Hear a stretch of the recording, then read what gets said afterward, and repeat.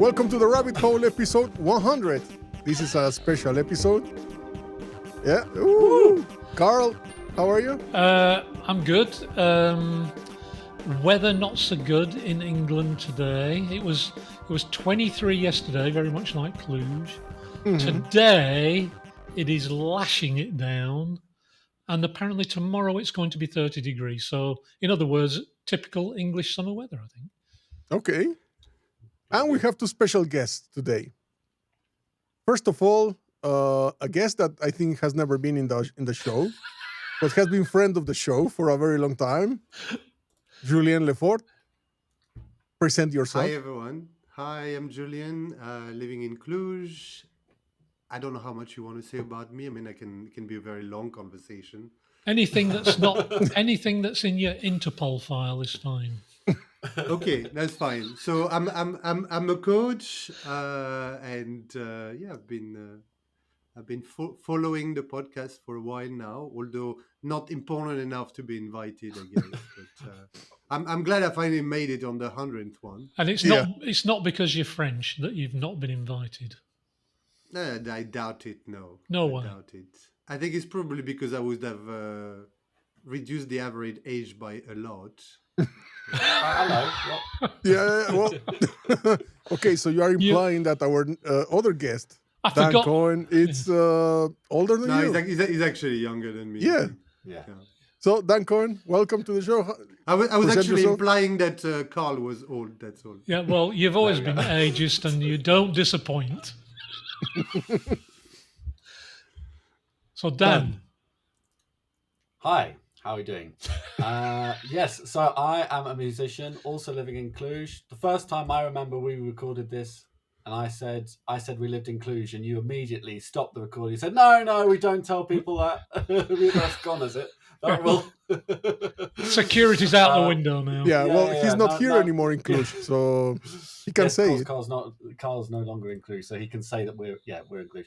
I like your weather report, Carl. It reminds me of, there's loads of videos of David Lynch doing the weather. He's got like he had a series of these daily, like endless YouTube videos of David Lynch announcing the weather in sort of David Lynch style. It reminds me of your weather report as well. Yes. All right. Hello. So, episode 100, we're going to have a weird dynamic around, but first of all, I would like to ask either Carl, Dan, or Julien, if you managed to follow some of the episodes, if you recall one episode that has actually, Change made your you life. actually remember the show. Dan.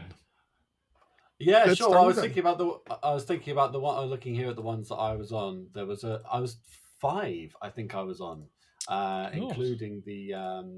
If we include the one on the Ig Nobel prizes, which was great fun. You guys introduced me to the concept of the Ig Nobel prizes. Oh, that's fantastic. That year was particularly exciting because it was a pandemic, so we had world leaders, around the world winning prizes for terrible science. Terrible decision making. Yeah, terrible decision making. Yes, and then we did one on the Spotify, on the kind of the rough deal they give to artists, and also this kind of sort of no escape from it as well. Some really nice topics. Good. All right. Julien, is there any you have listened before or no? That's fine. Whatever it is. I was trying to think about it. I have a terrible memory when it comes to these things, but I do remember the Nobel Prize one actually. All right. Yeah, that was super fun. Yeah, which was And you, Carl? fun one. Me, so many episodes, Rafa. Apparently 99 before this one. Yeah, The but is there one- anyone in particular that you remember the most? Well, I remember 2 particularly. One was the imaginatively named Spermageddon, which I... Oh yeah, I remember that one. You remember that one, right? Yeah. Yeah. Anyway, Spermageddon was great fun. Although the subject was not so great fun. And then the other one I remember was actually one of the very first ones, because at the very beginning, Rafa, I'm sure you remember, obviously. Well, I hope you remember. Was that we actually split the podcast in 2. Remember, we did we had a subject, and the first time we covered it, like a week, we'd do like the batshit crazy science version, right? So it was like conspiracy Yeah. theories, blah, blah, Conspiracy blah, theories. on a subject. And then the following podcast, we do the sensible version, right? The hard science part, and And facts. I remember that worked really quite well at the time. I'm not quite sure why we stopped, but there you go. Anyway, we did one episode on time travel. Do you remember that? Yes, actually, that's episode number 1. Oh, was it? And that actually for me is also the one that I remember the most. But there's another one that I remember, which is Rise of the Machines, where we had Professor Horia Pop. That was a crazy episode. Epic. Yeah. Oh, yeah. Wasn't that the one he was talking to? Oh, no, never mind. No. And there's an intro that we used to have. Actually, I don't think actually was aired. We recorded Professor Pop at some point, drinking some beers. I think it was off camera. Off camera, of course, or off microphone. Live mic. And he starts to explain with beers, abstract numbers and irrational. No? Yeah. If I recall. I remember that, yeah. Something how to teach a kid. Negative numbers. Negative numbers. Yeah, I've had this seminar. I think this is the evolution of his story about people getting on and off a tram or a train or something. But he was with kids and beers, which was really weird. Yeah. So like something like if you have 5 beers and you drink 6 beers, you have -1 beer. Yeah. That's the mind-blowing concept, yeah. You can see the first problem with that is the beers, and that's not. As someone who works in education, that's going to pick holes in that to begin with. Here's the way he put it to me: is that you have to teach the kids negative numbers. You say there's a bus, and 2 people get off on the bus, and 5 people get off the bus, right? As like to shock them or something. I'm not sure. Yeah, I think the way to teach negative numbers is the temperature, because you feel it in your bones. You understand that -1 is colder than 0. From anyone who's lived in a cold place or been to a cold place, that's a fail-safe way to teach negative numbers. Very good. Yeah, I like that. All right, yeah, good example. Very good. Very good. All right. So today, each one of us are going to come with one subject. And we're going to start to discuss that subject for, I don't know, a few minutes around. Until our ears bleed. Can I make a comment before we jump in? Yeah, sure. It better not be about my coffee cup. Of course, it's going to be about your coffee cup. It has to be about that. It's a teacup, definitely. Actually. First of all, I mean, it's quite nice, I have to say. However, why do you not have a granddad cup in your hand? I'm very disappointed. That's a very disappointed. Are you gutted?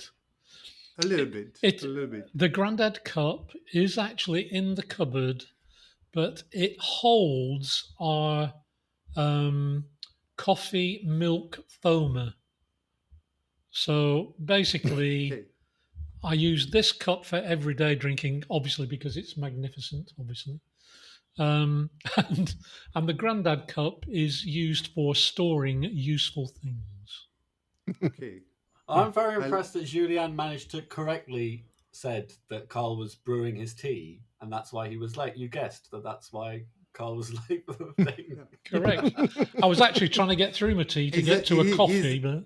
He's a man of habits. Yeah. I'm an Englishman. What can I tell you? Right then. And proof is you started by talking about the weather. That's the first thing you said. Exactly. Yeah. There you go. Classic. True to form. Yeah. Okay, all right. Rafa. So topics. Dan, you want to start? I can kick off if you like. Yeah.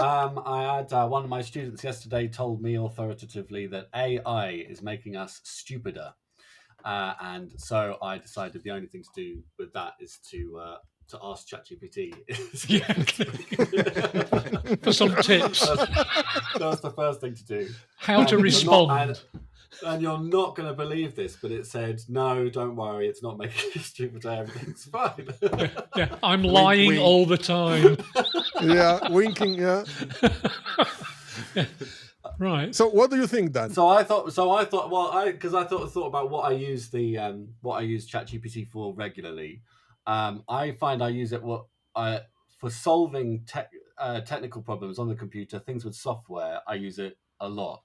Right. And that's a wonderful time-saving thing. So it will save you huge amounts of time and frustration and just get to solutions much faster. And it will walk you through things. And if you're panicking about things, you can bother it constantly. I love that you can bother it. You don't have the feeling like you do with a human, that you're bothering them or that you're taking up their time. And that's like a wonderful, I think that's wonderful. And the other thing about solving technical problems, I personally think my brain's always on when I'm doing this, because I'm synthesizing the stuff that it's telling me with stuff that I already know, and I feel like my brain's always on, and I'm still part of the problem solving process, just happening faster. And then for things like writing emails, I don't do that yet, basically. What? But do you think it's making you, like your student was saying, people stupid, or it's making people stupid? No, no, I don't think so, because with those technical problems, that's the thing I use it for most. I feel like, as I say, I feel like my brain is always on, right, and and so for that reason, I'm not sure about. I'm hoping it's not. And then the other thing is that I have very fixed boundaries for things that I would never want to involve with. Like, for example, what are you laughing at? Like, for example, the creative process, I have absolutely no interest in using AI to assist with the creative process, and I just leave it complete. That's just off. So for that's just really. What about the personal relationships? Personal relationships. Like, could help me out with Carl. Like a girlfriend, or like a. Well, this is personal. Getting close to your AI. To getting close to the AI. No, although I tell you what, something that interests me is that with. I'm not thinking about Carl here, but with the elderly generations, with loneliness being not talking about Carl. With loneliness being such an important wasn't me. Take that foot out of your mouth. with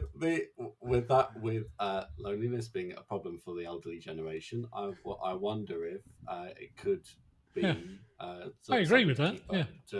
And I asked it about that, and it said that it was supplementary, and that's a key word, and I think that applies to other things, like when you use it with health and stuff.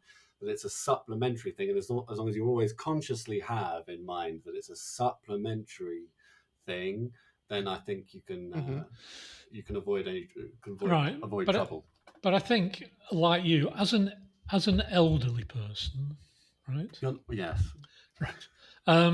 Obviously, well, not obviously, but I use mainly Copilot in Microsoft because I also use it in development, and I think what you said about supplementary, I like to think of complementary, because, for example, when I'm coding, it is coming up with suggestions about where I might go with it or whatever, and sadly, 99.999 times out of 100, it's correct.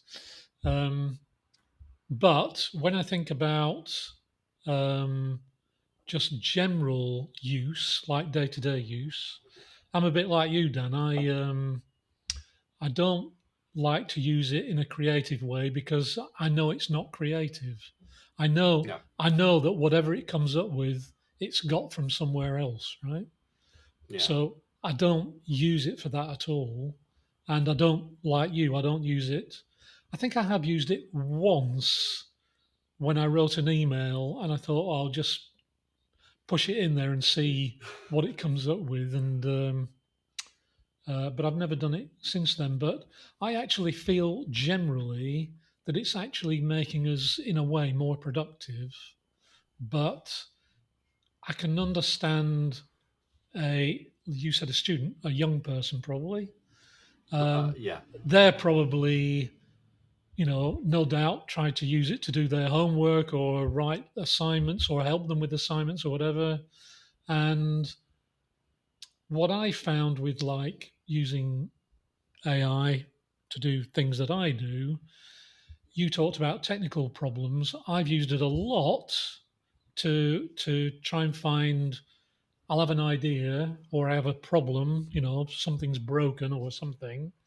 And what I'll do is I'll use Copilot because what was the alternative? The alternative was to type something into bloody Google search box and then commit the rest of your life to going through all the pages trying to find a Yes. fucking link that actually takes you to where you want to go, right? Whereas you use AI and it removes that from your what you have to do. It's so much faster. Yeah, I don't know what to do. I don't know what to do with.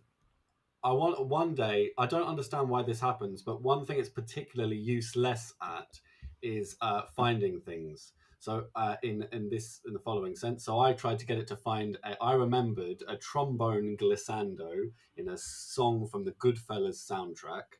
And so I said, "Can you tell me what's this song that opens with a big trombone glissando?" And it said, "Oh, I've got the perfect song for you. Is this one?" Bam. Put that on. Not a trombone Not at all. glissando. Yeah. So I say, "No, again, please." And it finds another one. Oh no, sorry. Like, this is the one that opens to the trunk, and it doesn't find it. And it's missing that thing where it says, "I'm terribly sorry. Yeah. There aren't any Goodfellas songs that have Yeah. open with trunk." That's what is missing. It always comes up with something, doesn't it? That's the thing. And that is a problem. I mean that's definitely. And Julien, we had, funny enough, a conversation yesterday with a small topic exactly about that, of an experience I had in the last week with a person that just wrote, not kind of technical, but like a proposal, a business proposal, which was a copy paste from AI, fully 100%. So, what do you think, Julien, about the topic of Dan? Well, so it's interesting because the example I gave you as well, in similar to that, is so I was working on a role description for like a person who is living their role, and then we need to get someone to replace them. And so I didn't really want to write the structure, so I think I find it quite useful with AI to do that. So I had all my prompts. I kind of had an idea, like a rough idea of what needs to be included. And I put it in Claude, and I sent it to the other person and said, "What do you think about that?" And the person responded, "Oh yeah, that's great. However, I think we need to make it a little bit more about the why." So what I did is I took your text and I put it in ChatGPT. And then I was thinking, are we going to end up basically talking back and forth to each other by I put your stuff in Claude, then I give it back to you, and then you're going to put it in ChatGPT, and we're going to go back and forth, and then none of us has really done anything useful there, apart from allowing two AIs to talk to each other. And I think for me, I see where a student would say makes us more stupid in some ways, because we're maybe not spending enough time to use our brain in that process at some point, or there's a possibility, I think. And I think that's what I feel might be. Maybe stupid is not the right word, but maybe it's going to make us lazy. We're going to stop using our brains to actually, even with the Google thing, it's like, it's great to ask ChatGPT, but let's be honest, on very, very specific things, 99% of the time, the top search on Google is what's going to help you.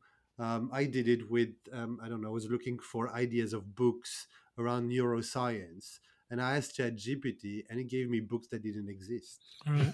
And did you buy it?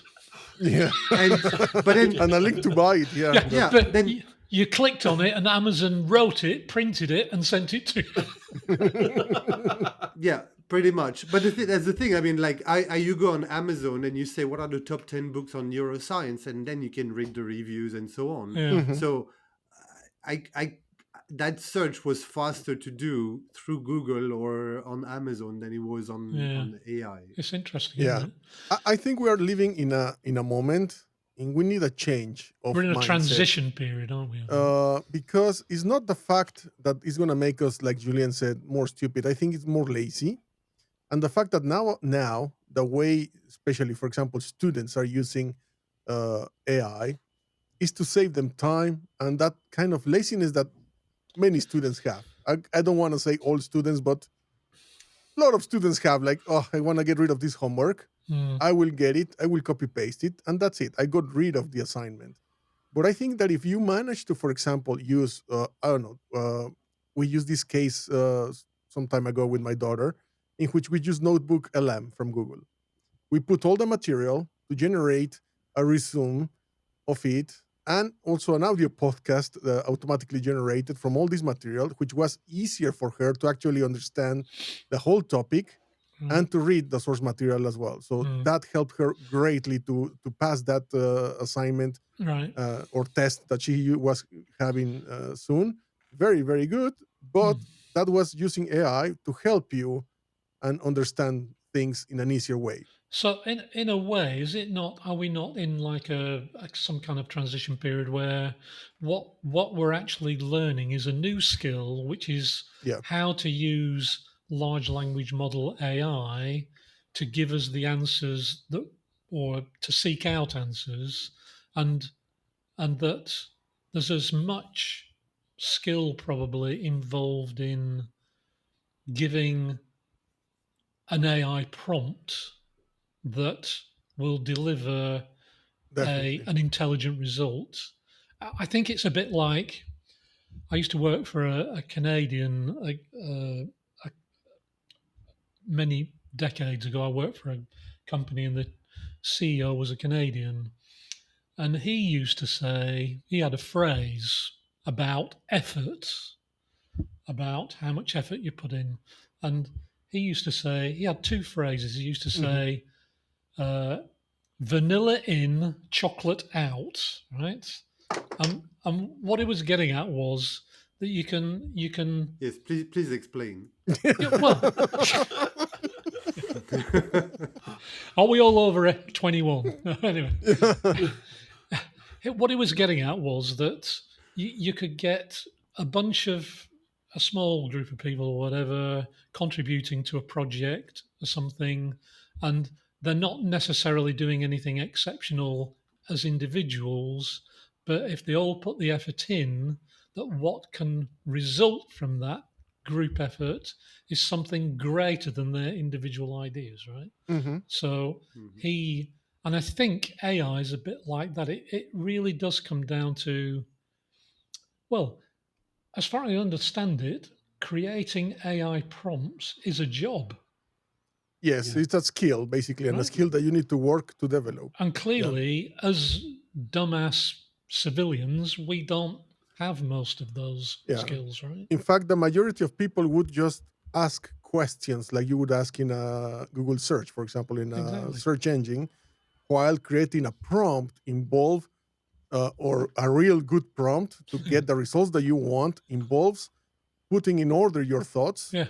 and express them actually into the prompt so you get actually the results that you want with the specifications you want. Exactly. Because when you are very general, you will always get A general results that response. will not really fit maybe what you are actually were looking for originally, and then you will have to start refining Yeah. your prompt a lot. So So it's a skill that you just need to develop as well. So if we go back to Dan's original premise of he had a student who said AI is just making us dumb, what would be our each of our views just on that point as a kind of a conclusion? If you were going to say, I'll start. I'll say And keep it short. I will. Oh, I like that. Very good. Um, I would say we are in a transition period. We're all inverted commas globally learning how to interact with AI. And when we do, and as we do, we will actually become more efficient in many areas of life. But in the meantime, yeah, we're just learning. Yeah. Julien? For me, I mean, and especially as a, I don't know how I would call myself, but like maybe a learning specialist or someone who is very keen about the process of learning. I think it's if you're using it to be able to kind of, and I used the word earlier, complementing, I think to complement some skills that you may not have, or that you don't want to develop because it's not your priority simply, then I think it's a great tool to use. But I think going back to the being lazy, I think it's about if there are some skills that you really want to harness better. I mean, things that are actually going to help you as an individual to move forward, I don't know, in your job, in your life, then you should be careful not to be too lazy and to use it in a way that can support that growth rather than actually making you potentially more stupid. Yeah. And I go next. So Dan closes, and then we could move to the next topic. Basically, I agree with what you guys said. And I would just add that probably it's too early to say for sure something. And probably a couple more years will give us a better perspective of where we are standing. Because it Dan? isn't going away, right? Yeah. Mhm. Dan? Yeah, so I think the boundaries are really important. I think everyone can do this. I think everyone can and should do this, and I probably tell my students to do this, to draw some boundaries, like I've done. Of I'm going to use it for this. I'm not going to use it for this, and draw those boundaries and make and all. And you can keep it in review as you move forward and as it gets more powerful. And then I think it's like an expansion. Another way of thinking about it is like I imagine when Google first was a thing, people would have said it's going to make us all stupid, make us all lazy, not but make everything because it makes everything far too easy. And we adjusted at that time, and that's and I think that it's in a admittedly on a bigger scale now because it's much more powerful or potentially much more powerful. But it's dealing with the same challenges, and we have dealt with those challenges as a society. Mhm. Cool. Yeah. Okay, let's move to the next topic because we quite expanded in this one. Oh, God. Julien, it's your turn now. Shoot, what's your topic? Carl, I'm gonna let you breathe deeply now because there's no topic that are related to diversity this time. I did think about it, but I think we've talked extensively on these topics offline. So, With beer. but then, Yeah. yes, with beer. But there is something I was thinking about actually. Two things that happened recently that made me think about a topic that you might like because it touches a little bit the science or pseudoscience, however we want to see it, which is always something that you like, and it's about hypnotherapy. Ah, All right. And so my brother, for example, did it recently to stop smoking. I was laughing because I took a course on neurolinguistic programming. Sorry, I'm going to rephrase that. I started a course. I never finished it. Exactly for that purpose, because I think I have that kind of dual view to it. I mean, as a coach, I think the whole element about kind of, I don't know how we'd say it, like we're kind of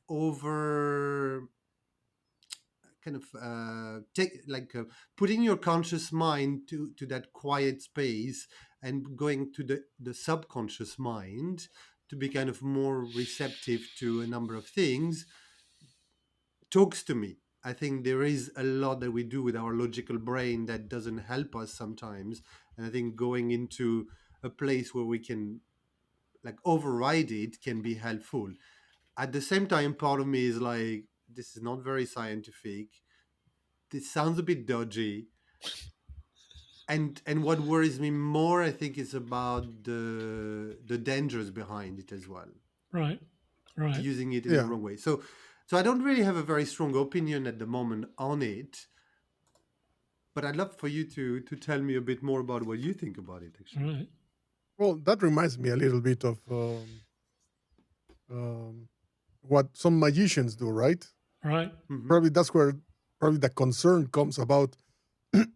What can somebody make you do by influencing your subconscious Mm. with something? Uh, I think the most important is for us as persons to come to understand a little bit of who we are, because our subconscious will always jump, like a very old friend used to say, a psychologist.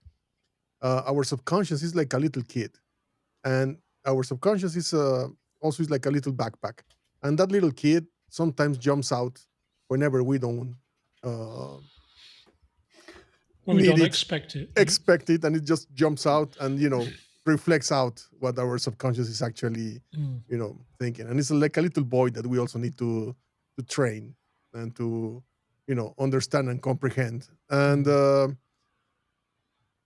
while it's maybe you called it pseudoscience, there is some science a bit behind that. Plenty actually, of evidence for it. yes, and it does work, but like you said, probably the ethics of how to handle it, it's the complicated part, especially because the human factor of the person behind involved in doing it.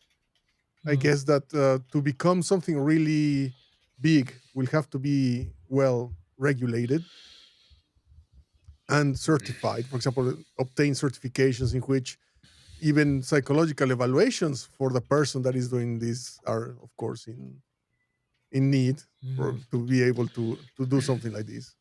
I mean, I have two or three things that I think are relevant.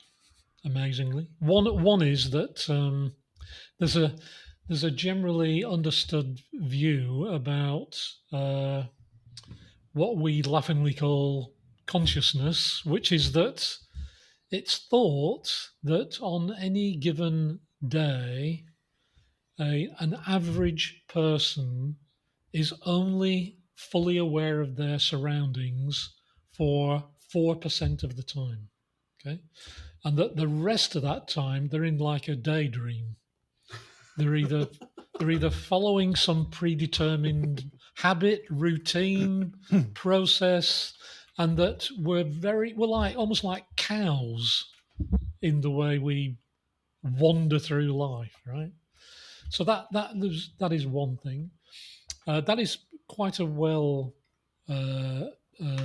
understood and accepted phenomena that we're nowhere near as aware as we think we are.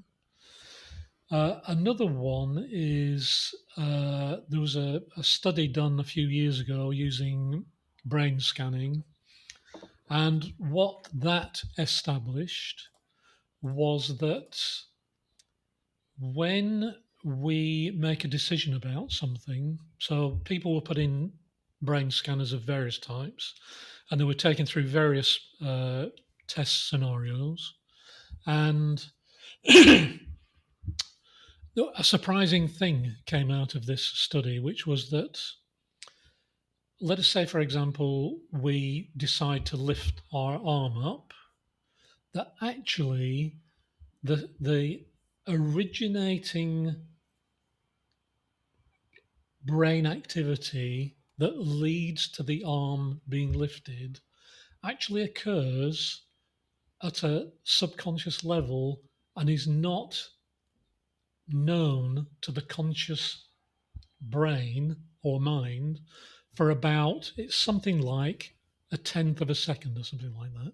So when you decide to raise your arm or identify something or whatever, that the actual brain signal that leads to you in your head going, oh, that's a daffodil, the actual originating thought, you are not aware of it occurring consciously. It actually occurs at an unconscious level. So the Quantum level. what? Let's not get into that's another subject. So I think that there's a lot more. Obviously, hypnotherapy.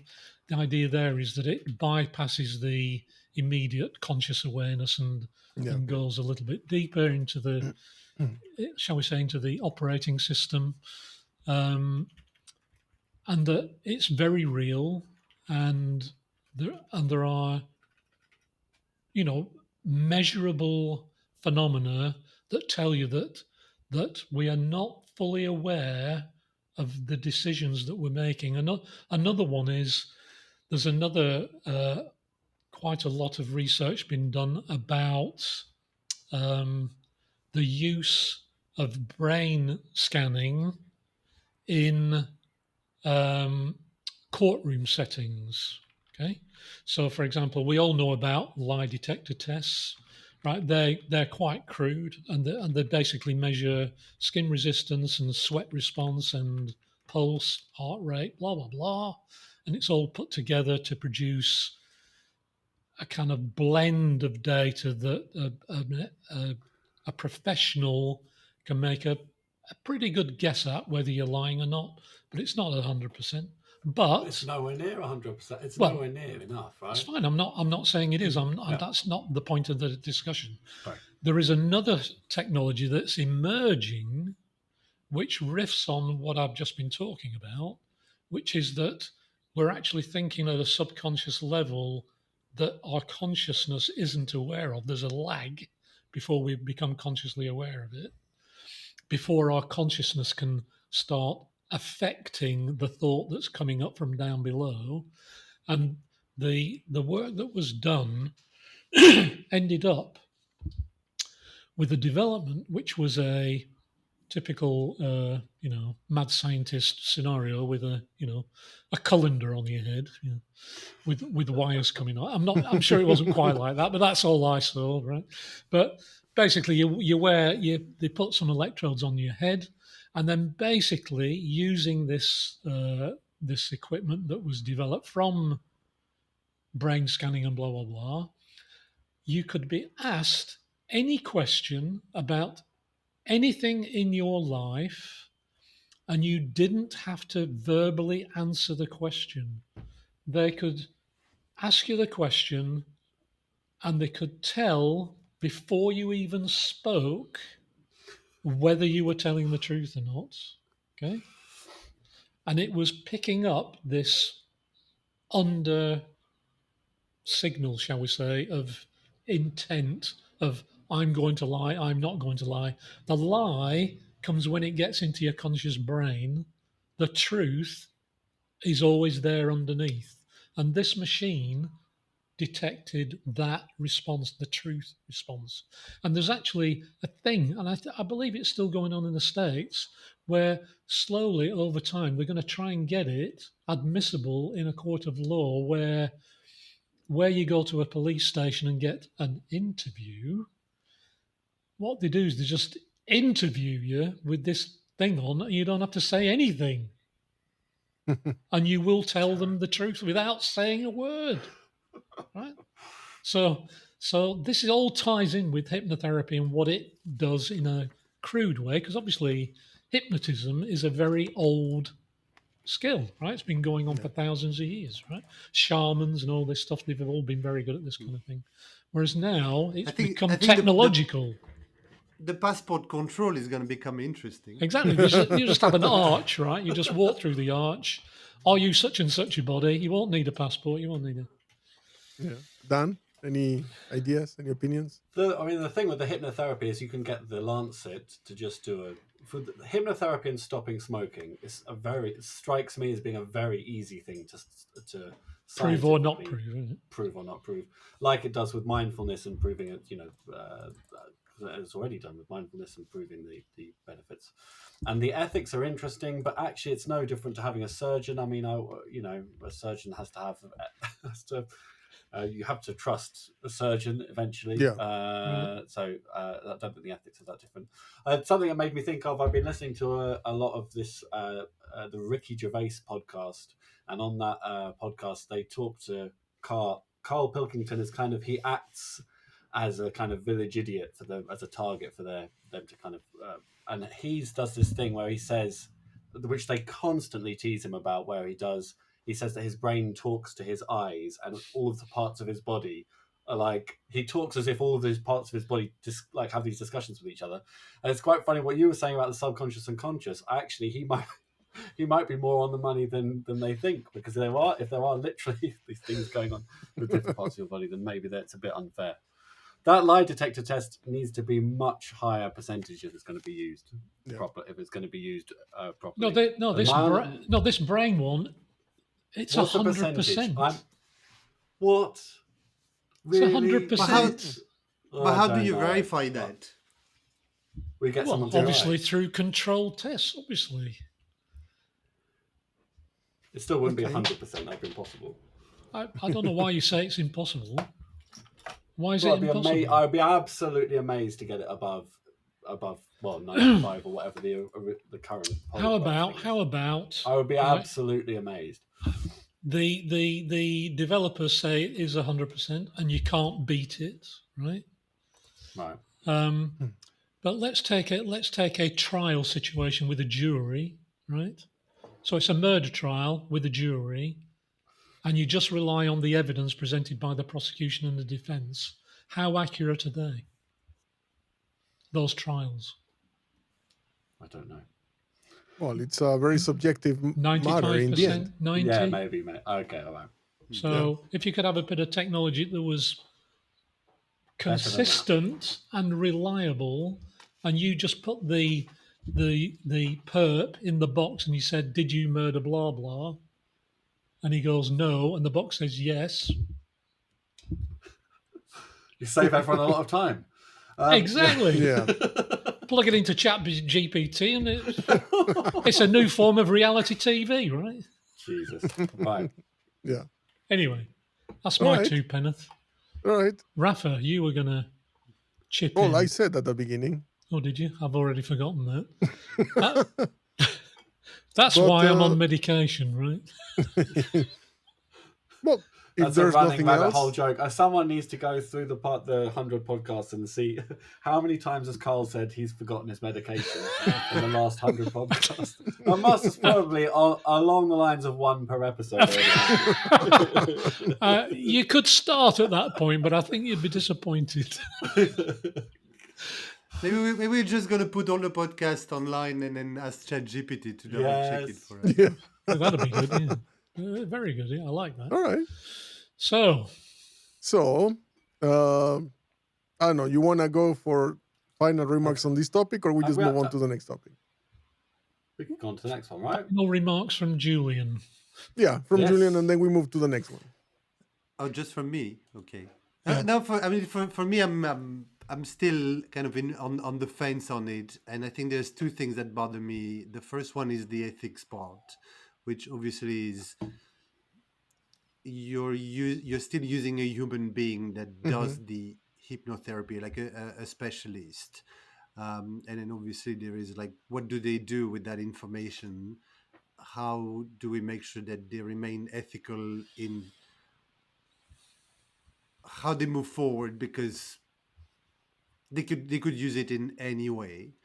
The second part, I think, is for me, there is while there is a lot more research that is being done, there is still a lot of evidence that is missing in some ways, as in it's depending on what you use it, the evidence is not very strong. So I Yeah. think there's somewhere it's been maybe backed a little bit more than others. So I know, for example, smoking, I think it is it's mixed. Yeah. So I think it depends a lot on the person as well who is going through it and so on. But I think So it's a bit like a lot of this pseudoscience, shall we say, pseudoscience stuff, in that it's very difficult to create kind of double-blind testing where you can unequivocally say yes, it definitely works, or not,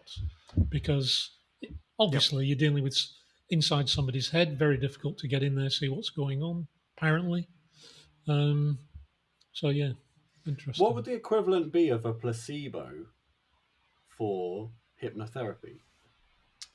Right? Probably see the- listening to my mother talk.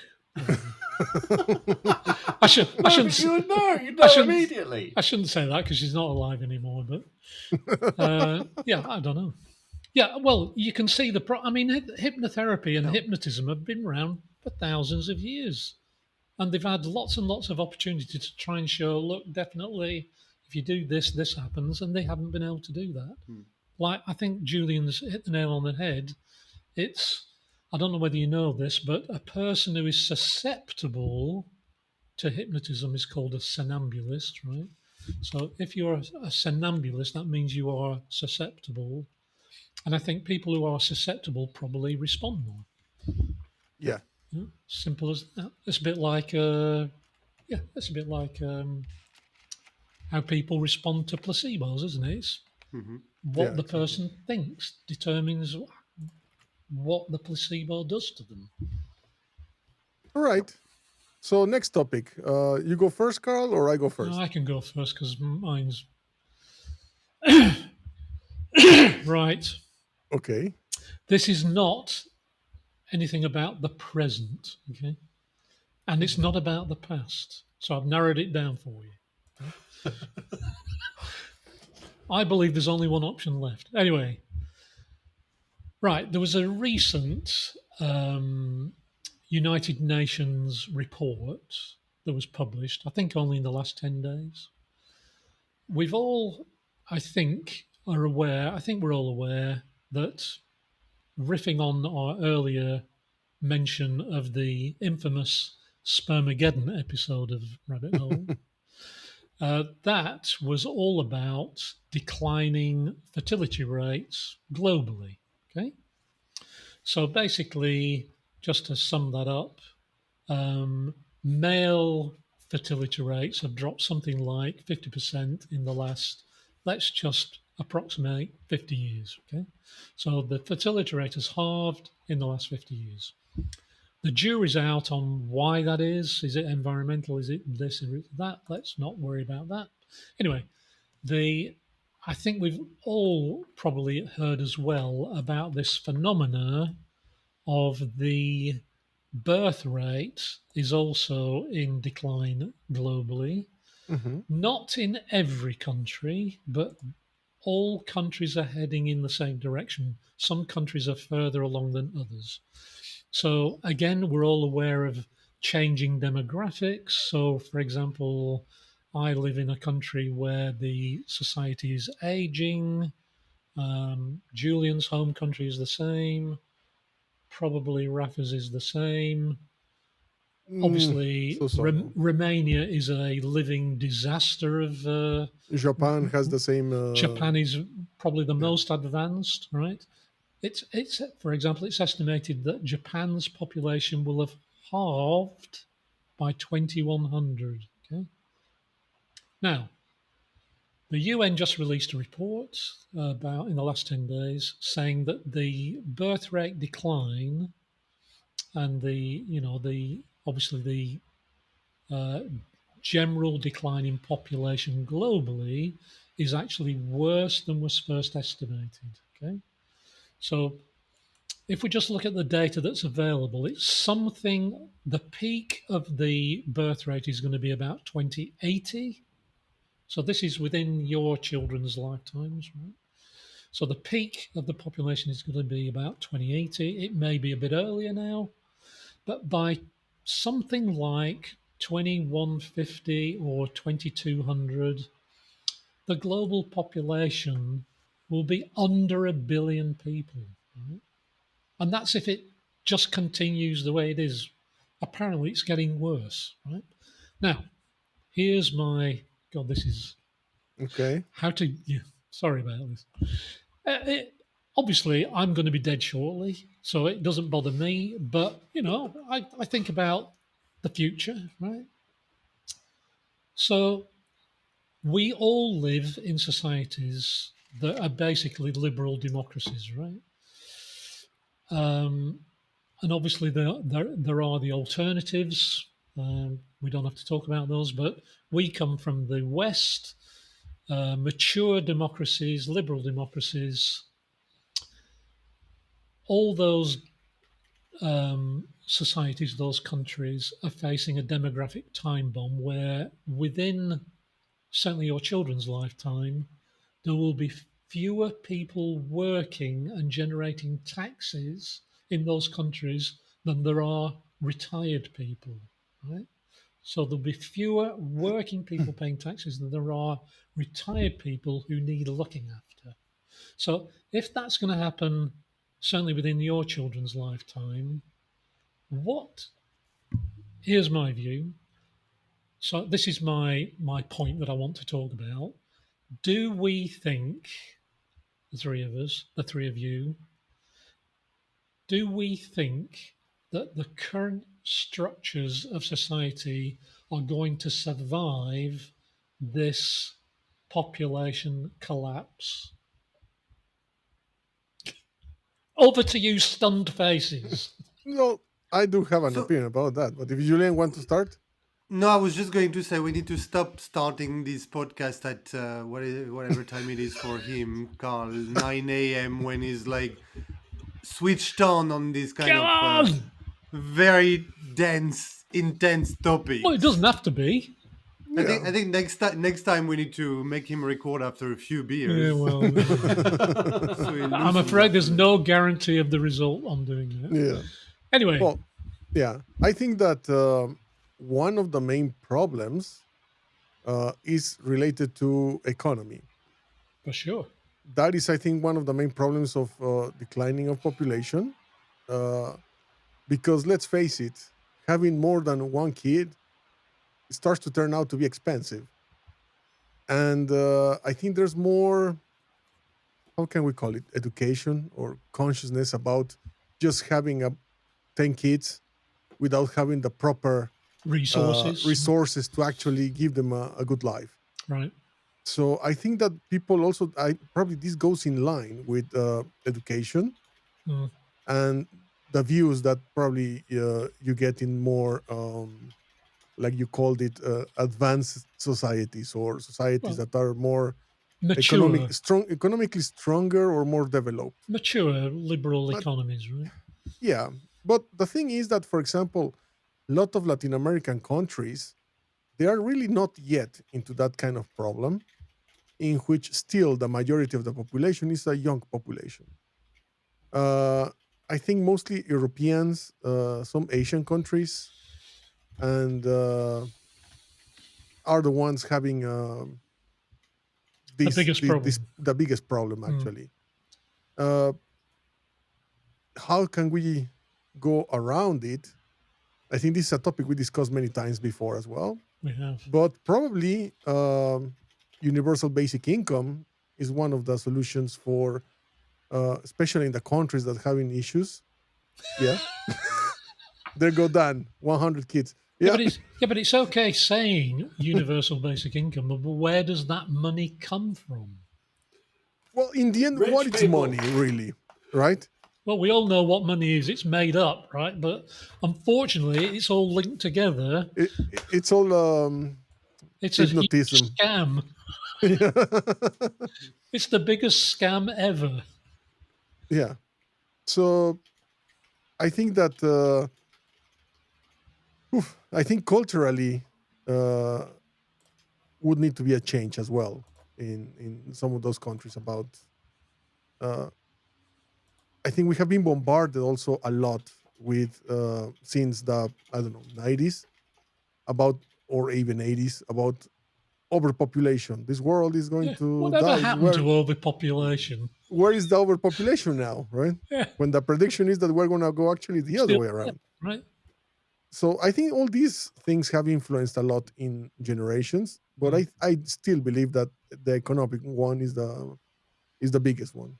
So, if I was to press you, and I must, if I were to press you, if I was to press you on the question of, do you think our current societies, the way they're structured, can survive this precipice of population? I guess depends on the ratio of young versus old that would remain Right. in society. Well, obviously it will peak, won't it? So the number of the number of old people will peak because the population is declining, and then that will drop as well.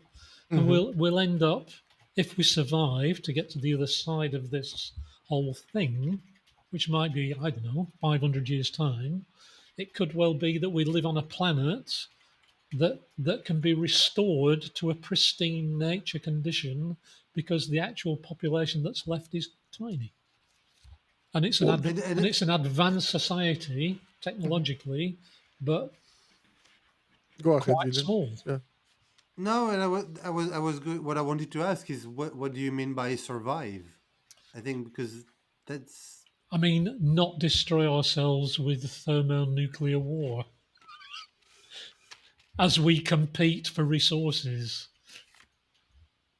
But if we are less, Are we will be competing actually for resources? No, the crisis will occur before then, won't it? It will occur to getting towards the peak because countries will be one desperate for tax revenues.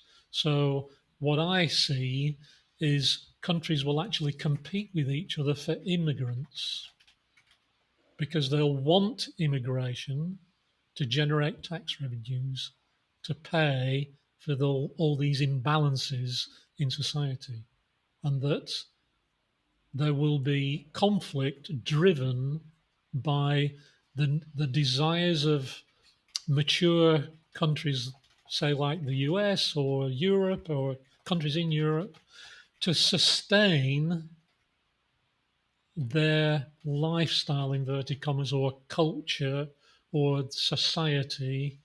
Yeah, a lot of that going on. It's not what I was All thinking. right. You mean like it happens already now? Of course, it happens now, but it's going to get worse because there won't be enough working people.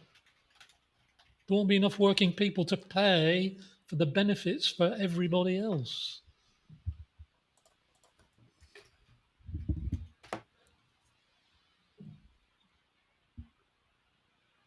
Do you want to? Again, I think for me it comes back to that definition of surviving, because yeah, okay, we can. There are probably ways to adapt as well. I mean, I think the human race is very good at adapting, and or has been very Well, good. an adaptation is a competition for immigrants. That is an adaptation. So the UK economy needs tax revenues, National Health Service, blah, blah, blah. So we're not producing enough children, gets worse and worse and worse. The older population is getting bigger and bigger and bigger while it goes through the adjustment. So I mean, you pay we just immigrants to took come to your country to work. we just talked about AI as well, which might replace some of the things that Yeah, will right. allow us to be Yeah. more productive, Well, possibly. if No? AI is going to develop with robotics the way the current examples are going, I wouldn't hold your breath. Well, don't worry. I mean, whatever you're going to be breathing in 50 years might be very different. Yeah, but Anyway, maybe in 50, 60 years it might be different. But anyway, what do you think, Dan? I think ChatGPT. adapting is the. I think yeah, I think adapting. I think adapting is the right word. I would make an observation that unlike unlike warfare or pandemics or financial crises or even environmental crises, this is a gradual process. The specific problem you're raising, Carl, It is is. not something that's going to be a overnight disaster. Mhm. Um, That's a I good point. think we're going to have to understand that the retirement age is going to Keep going grow. up. It may even be that it's in a constant state of growth, but it becomes in a constant state of growth, and that will upset everyone. I think it's an economic crisis in waiting as much as anything. Well, it's an economic and Uh, social crisis. yeah. I think technology is going to have a role to play. A role to play. I'm not saying technology can look after everyone, but it's going to have a part to play. The immigration thing is really interesting because, of course, across Europe at the moment, there's this shift towards absolute hatred of immigrants, and Right. it's interesting that's a real flipping everything on its head, thinking that people are actually going to be fighting over immigrants in future is really that's almost funny, isn't it? Yeah. And then, yeah, broadly speaking, I think we need to be teaching. I think it would be healthy, considering that we're going to have this decline in childbirth anyway, to start to make it more socially acceptable not to have children, and to see it, and to really teach people that you can have completely full, happy, nourished lives without having children, Yeah. which is something we should have been doing for ages anyway, because that's what. But we really shouldn't be ever pressuring people into having children. That's sort of a nightmare. So And your view then yeah, would be society will survive this shift But I'm I assuming thought, well, it's comparing to other threats that we have to the entirety of society collapsing. This would not register high on my list of threats to the collapse of society as well, it's opposed not to some of those immediate, other things. obviously, but No, it's not immediate, but and often it is actually slow problems that are the least best addressed because everybody just yeah. keeps kicking the can down the road, thinking somebody else will solve that problem. And you know, I think science, even with the fertility thing, science could improve the fertility problem directly. I mean, I remember that I know a guy who they found something like 7 sperm in his And they were all and scared. managed it managed to create, and they got one of them, They'd formed a and he's now, circle, a and he's now sperm circle. and he's now a father, that's an extraordinary story to hear. That's And that's amazing. the sort, yeah, that was in China. He was The so and he was Chinese. in China, and they had this advanced science going on, and so that I think science could probably directly address the problem as well. I'm sorry, but it's such an old person thing to say. The Chinese. Did Carl just do that? Carl, behave yourself. Well, all I said was the Chinese. What's wrong with that? Okay. I think it wasn't that. It's the eye rolling and all the rest of it. There was no eye Julien's rolling. objecting to. All right. So here's the thing. We're 1 hour talking. We've almost finished our 40 minutes. Yes, but we have other commitments coming up. So there's still my topic, which I don't know if we can cover in Let's 5 minutes. Shall we do it? Well, you've got to tell us what it is first, Raph. Okay, let's do it fast. Like quick And just say fire fast, yeah. round. Quick fire round. With everything going on around, do you believe in alien disclosure? With government declarations, with Yeah, but they keep not videos and doing everything. it, don't they? well, do you believe in that or that would happen? Do you think is real or is not? What you or is mean? still just cover up? You mean there is something, but they're just not telling us, or there isn't anything, and they're just fucking with us by telling us? Like the new article recently from The new article recently from who?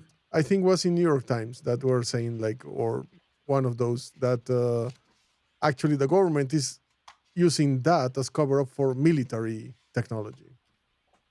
Yeah, I don't believe that. Right, this military technology crap, because they say that, but so where is it? What technology? I've never seen anything. Have you?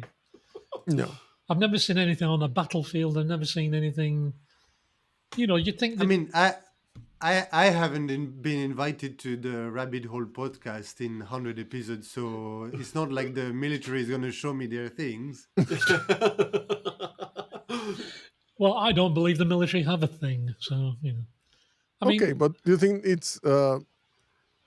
What's this? There could be an alien. Specific. The military cover-up thing is that we've acquired alien technology, and the military have kept it under wraps in order to use it for themselves for powerful reasons, right? Yeah. That's part of that sounds the absolute lowest level of possibility. Yeah, that's rating high on the bullshitometer, definitely. Exactly. That specifically. Because you never see any evidence of this alleged technology. No, I mean you wouldn't if they were hiding it. Yeah, but but my point is, where are the astonishing results of this technology? So what? Well, the argument is that what you are using right now, most of it, or many things are part of that. They haven't found the on button yet. They can't get the batteries because they're they threw a wormhole somewhere. Yeah. What? So Rafa, you were saying that the thing is that the technology, like the internet or something. Things like optic fibers, or some people even say that early discoveries as microwave. Yeah, but that's bollocks, isn't it? Because what do you think? I mean, I'm just interested to know what that particular aspect is bollocks. It's not. That if you take, I don't believe in microwave. If you take, that's right. Yeah. If you take microwave development and optical fibers, there is a clear, simple path from the beginning to where we are now. There's no missing links. There's no nothing, right? It's just engineering and physics. Nobody had to, bloody Mhm. find a crashed UFO. I mean, it's Yeah. ridiculous. I don't know why people believe these things. I knew this was gonna turn on, Carl's like, Don't panic. yeah. What about Julien? Any? I mean, after this argument, I mean, I'm very aligned with Carl on that one, but I think he's explained it way better than I would ever. Especially the part of Yeah. it's bollocks. Yeah, I would just say to these but- people, read something, for God's sake. Stop asking AI. Yeah. But I think the point you're making, Carl, around that missing link, I think is a great argument, because indeed it's like there is really Linear, the evolution throughout. Yeah. I mean, through all these things that can be. They did this, they tried that, this happened, Yeah. they found this. So what, you are saying that all the videos released also as unidentifiable by the Pentagon, for example. No, I'm not saying that at all, right? Because I saw some really quite interesting ones actually only about a month ago.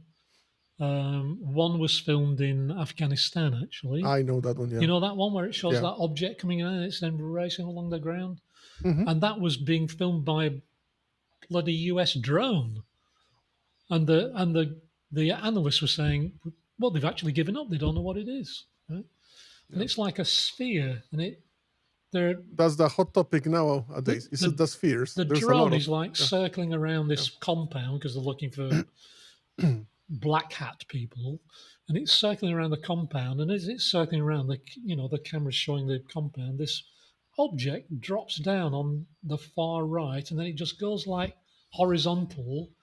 And then the controllers of the drone go, "What the fuck's that? Follow that!" And they started following it. And this bloody thing's just going along, and it's like a sphere, and it's just moving fast. Even that, I had to explain to my son the other day that, because he asked about raining frogs. You've heard the concept of it raining frogs, and when I saw that in the film Magnolia the first time, I just thought, that's really silly. What a stupid thing to put in a movie. You've just completely broken broken the what's the word I'm looking for? Yeah. The fourth There was an wall. episode Broken the of illusion. X-Files. Broken the illusion. Suspension of belief. Suspension of disbelief. Thank you very much. Yeah, that's okay. But of course, it can happen. There's a tornado. It's a It can tornado, happen, isn't it? It lifts it up out of the lake, and then it appears to be raining fog. Do you not think that thing with the sphere, even at that level, Carl, is just something that is just something, an explanation that we don't have For yet, sure. but it's not necessarily connected to any kind of alien activity. Sure. I mean, aliens would be. The most likely thing with any kind of alien thing is going to be either ambivalence or instant destruction of everything. And I don't think anything else seems much less likely to me. If aliens came across us at all, it would be either absolute ambivalence or complete instant destruction, just to be on the safe side. And there doesn't seem to be much. I don't think there's much grey area in between those two things.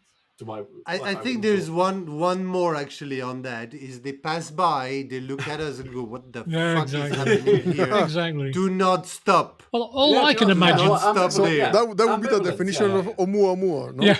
Well, all I can... pass by, all I can think shit. of is these aliens are using the worst guidebooks ever, because they turn up in the most ridiculous places for an encounter with a biped, blah, blah, blah.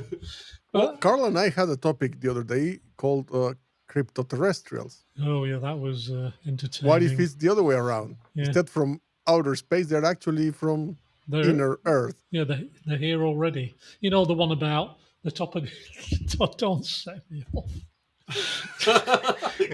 There's this... You see, I should have gone first with that topic so he could go like haywire from the beginning. Movement of there's this whole movement of nut jobs, right? And basically, where they started out from was that, I think it was back in the 60s, actually, the US were putting up various satellites that were doing quite unusual orbits, which are polar orbits. Most satellites go this way, Getting into a polar orbit's a bit more difficult, but it obviously gets done for various things.